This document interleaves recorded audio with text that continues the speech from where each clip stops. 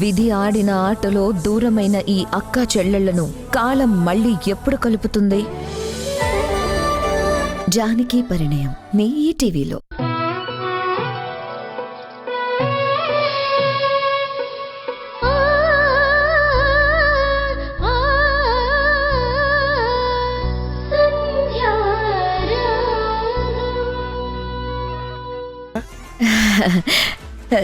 సన్నీ, చెప్పండి. ఒక్కసారి ఇలా రా అమ్మా, రా రా. ఏంటి? చంపేస్తానురా నిన్ను. ఇంకొక మాట ఎక్కువ మాట్లాడావంటే ప్రాణాలు తీసేస్తాను. నాకు పెళ్ళేంట్రా? నీ కంటికి ఎలా కనపడుతున్నాను? అసలు నా వయసేంటి, నేనేంటి? ఇదే కదత్తా ఇన్ని రోజుల నుంచి నేను చెప్పేది. ఒరే పిచ్చోడా, పెళ్లి కొడుకొచ్చింది నన్ను చూడ్డానికి కాదురా, మౌనికని చూడ్డానికి. అదేంటి, వాడికి నీకు పెళ్లి కాదా? ఇదిగో, నువ్వు ఆ మాట అన్నావంటే నిన్ను చంపేస్తాను. నాకు వాడికి పెళ్ళేంట్రా? నా కూతురికి వాడికి పెళ్ళి. పొద్దు పొద్దున్న ఎంత తాగావ్రా? పెళ్ళి కూతురుకో తల్లికో కూడా తెలియట్లేదా? అసలు మనం ఈ ఇంటికొచ్చిందే రాజేష్కి మౌనికకి పెళ్లి చేయడం కోసం. మౌనిక పెళ్ళొదిలేసి నా పెళ్ళంటావేంట్రా? అత్త, నువ్వు కొడితే కొట్టావు గాని మంచి శుభవార్త చెప్పావు. నువ్వు అనవసరంగా పెళ్లి చేసుకుని హనీమూన్కి వెళ్తావేమో, మళ్ళీ మీ ఇద్దరికి కొడుకో కూతురో పుడితే చాలా అసహ్యంగా ఉంటుందని రోజు ఊహించుకుంటూ నేను నిద్ర కూడా పోవట్లేదు. మొత్తానికి శుభవార్త చెప్పావత్తా. పెళ్లి నీ కాదు కదా? చాలా సంతోషం. ఒరే ఒరే మెంటలోడా, మౌనికకి రాజేష్కి పెళ్ళి. అక్కడికొచ్చి ఏర్పాట్లు చూడండి. వద్దండి, యదో సంతాన్. ఇదెక్కడి గోలా? అత్త పెళ్ళ ఆగిపోయింది, మళ్ళీ కూతురు పెళ్ళ, అది కూడా రాజేష్తోనా? సన్నీ, రాజేష్ మౌనికకి పెళ్లి జరిగితే పాపం వింధ్యకి అన్యాయం జరుగుతుంది. మనం ఎలాగైనా ఈ పెళ్లి ఆపాలి. అవును, ఆ పెళ్లి కొడుకుని పంపించాను, ఈ పెళ్లి కొడుకుని కూడా పంపిస్తాను. నేనుండగా ఈ పెళ్లి జరగడానికి వీల్లేదు. పదవే.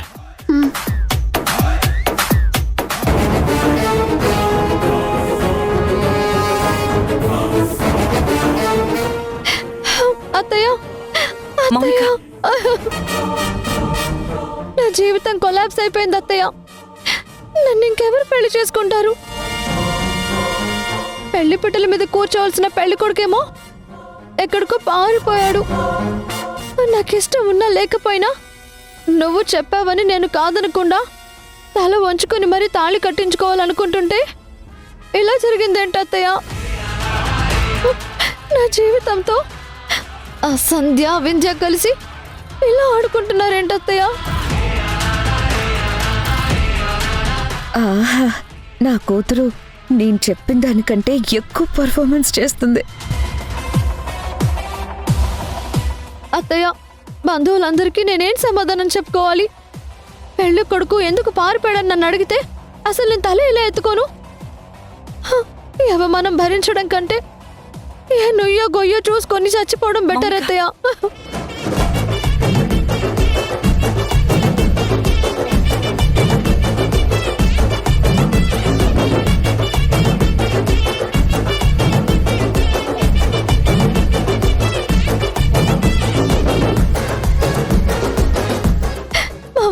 నాకు చచ్చిపోవాలనిపిస్తుంది. ఏంటి మౌనిక, ఏంటిది? ఏదో కొంపలారిపోయినట్టు మాట్లాడుతున్నావు. ఈ పెళ్లి ఆగిపోయినంత మాత్రాన నీ లైఫ్ స్పాయిల్ అయిపోతుందా? ఈ సంబంధం కాకపోతే ఇంకో సంబంధం వస్తుంది. నువ్వేం కంగారు పడొద్దు. 2 రోజులు తిరక్కముందే ఇంకో మంచి సంబంధం తీసుకొచ్చి నీ పెళ్లి చేస్తాం.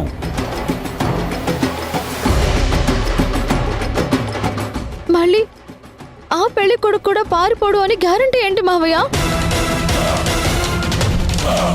అయినా ఆడపిల్లని నా ప్లేస్లో ఉంటే ఆ బాధ ఏంటో మీకే తెలుస్తుంది. మౌనిక, నీ అదృష్టం ఇంకా బాగుంది కాబట్టే తాళి కట్టక ముందే పారిపోయాడు. తాళి కట్టాక పారిపోయి ఉంటే నువ్వేం చేసేదానివి? ఇప్పటికే వాణి చాలా డిస్టర్బెన్స్గా ఉంది. అది చాలదన్నట్టు నువ్వు దొంగ ఏడుపు ఏడుస్తూ ఇంకా వాణిని రెచ్చగొడుతున్నావేంటి? వాణి, అంతా తర్వాత ఆలోచిద్దాం. ముందు ఈ పెళ్లిని పోస్ట్ పోన్ చెయ్యి. ఏంటన్నయ్య గారు మీరు అలా మాట్లాడుతున్నారు? ఆడపిల్ల పెళ్లి పీటల మీద ఆగిపోతే బాధ ఉండదా? ప్రస్తుతానికి క్యాన్సిల్ చేస్తారు. 2-3 రోజుల తర్వాత ఇంకో సంబంధం తీసుకొస్తారు. కానీ ఆ పెళ్లి కొడుకు కూడా పారిపోడని గ్యారెంటీ ఏంటన్నయ్యా? మీరు ఎవరో ఒకరిని బలవంతంగా పట్టుకొచ్చి నా కూతురు మెడలో తాళి కట్టించినా సరే, తాళి కట్టిన తర్వాత అతను పారిపోడు అని గ్యారెంటీ ఏంటన్నయ్యా?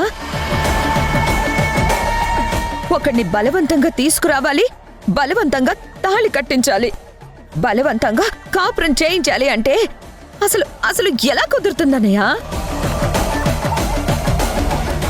మౌనిక జీవితం బాగుపడేది ఎప్పుడన్నయ్యా? ఈ సంధ్యా వింధ్యలు ఉన్నంతకాలం నా కూతురుకి పెళ్లి కాదన్నయ్యా.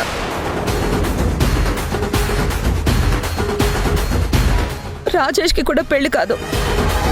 పైగా వాళ్ళు కావాలనే దెబ్బ కొట్టారన్నయ్య. సంధ్య ఇంట్లో కూర్చొని డ్రామా మొత్తం ఆడుతుంది. తను ఇంట్లో కూర్చొని వాణి వదిన్ని ఓడించింది. నా పెళ్లి జరగకపోయినా పర్వాలేదు, కానీ అత్తయ్య మాత్రం ఎప్పుడు ఓడిపోకూడదు. అత్తయ్య, నువ్వేం బాధపడొద్దు. ఏం చేయమంటావో చెప్పు, నీకోసం నేను ప్రాణమైనా ఇస్తాను. కానీ నువ్వు నెగ్గాలత్తయ్య. ఏంటి నెగ్గేది? పెళ్లి కొడుకు లేడు, పెళ్లి కూతురు లేదు. ప్రస్తుతానికైతే ఆ ఏడు పాపి కాస్త ప్రశాంతంగా ఆలోచించుకోవడానికి మాకు టైం ఇవ్వండి. ఏం టైం ఇవ్వాలి? ఎందుకు టైం ఇవ్వాలి? మౌనికకి ఇష్టం ఉన్నా లేకపోయినా నేను చెప్పానని చెప్పి తని పెళ్లికి ఒప్పుకుంది. కాని నన్ను దెబ్బ కొట్టడం కోసం అన్యాయంగా మౌనిక జీవితాన్ని బలి చేశారు.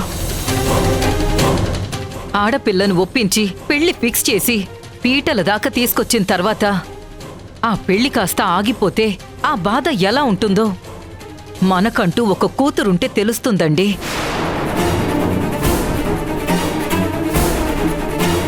ఇది 100% సంధ్యా వింధ్యలు చేసిన డ్యామేజ్. వాళ్ళుండగా మనం ఏమీ చెయ్యలేమని చెప్పి ఇది వాళ్ళు విసిరిన సవాల్. ఎక్కడ ఓడామో అక్కడే గెలవాలి అంటారు. వాళ్ళు నన్ను ఓడించారు. రాధిక చెప్పినట్టు ఏ సంబంధాన్ని రానివ్వరు, వచ్చిన సంబంధాన్ని ముడిపడనివ్వరు.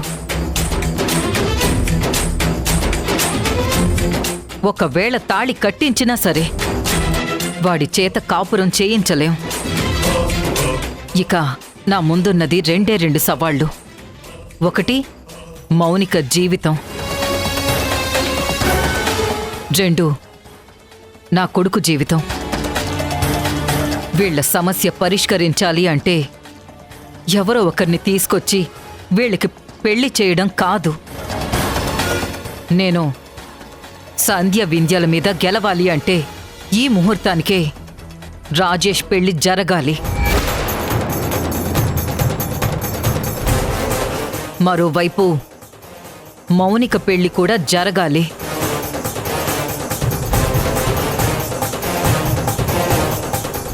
అప్పుడే నేను తలెత్తుకోగలను. అది కరెక్టే వాణి. కాని రాజేష్ పెళ్లి చేయాలంటే అమ్మాయి రమ్య లేదు, ఇక్కడేమో రామ్ లేడు. పెళ్లి కూతురు పెళ్లి కొడుకు లేకుండా వీళ్ల పెళ్లిళ్ళు ఎలా చేస్తాం? ఇప్పటికిప్పుడు అమ్మాయి అబ్బాయి ఎక్కడ దొరుకుతారు? పైగా ముహూర్తానికి టైం కూడా దగ్గర పడింది.